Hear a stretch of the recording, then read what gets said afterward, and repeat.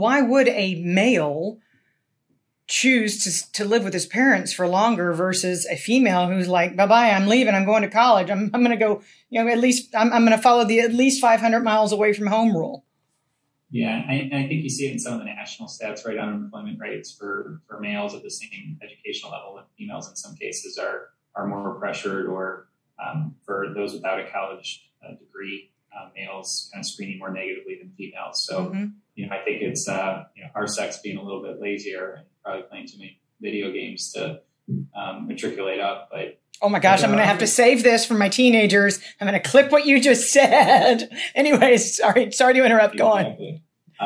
But some of it is actually, when we dug into the factors, there were different things people were speculating on. Well, is it just an unemployment thing? So if you can solve the unemployment problem, then you'd solve the share at home. But we actually separated the cohorts between those that are employed and those that are not, either part-time or full-time.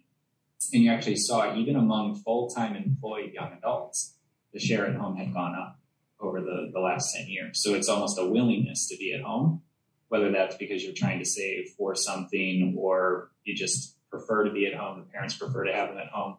There certainly seems to be less stigma around living with your parents at an older age than there used to be. One of my colleagues brought up when we was reading the report, he said, it makes me think about that old show, Get a Life, with Chris Elliott, and I hadn't heard that in a long time. But, it used to be, literally get a life, get out of the basement. But now it's not as much of a stigma.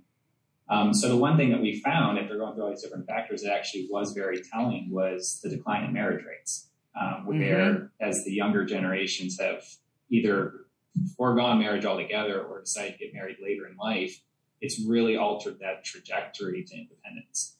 And that's universal across the country. And that also wraps into less marriage, lower fertility, less likelihood of having children. So those two big catalysts of marriage and children that tend to, if you're not already on your own, force you on your own. Right. Those have been under pressure. So you can actually explain some of this by pretty visible factors of less likelihood of getting married, less likelihood of having kids, and a higher propensity of going to college, particularly among females, is sort of pushing out that formation.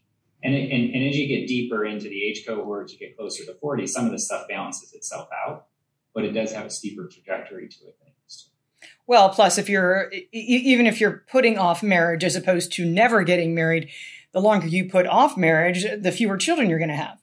So you feed into people not needing to move up as they once did because maybe a different size home is appropriate for their family. The flip side of that, though, is if all these parents have all these adult kids living at home with them, they're not moving down.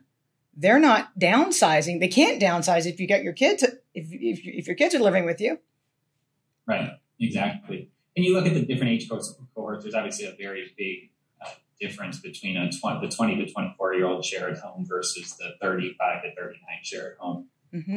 But all of those, when you isolate them individually, all of those are up versus where it's been historically. And for the 30-year-old cohort, I want to say it was probably running closer to 10%, and now it's closer to 12 or 13%.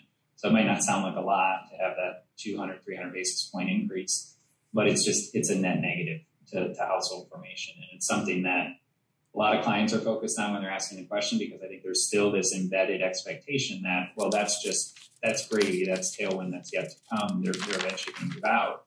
But when you balance a lot of these things, some of them structural, like around marriage and college and those types of things, with some of the other stats that we've talked about, which you look at death rates for young adults, and a lot of people haven't paid attention to this, but over the last 20 years, death rates for 20 to 40-year-olds are up massively.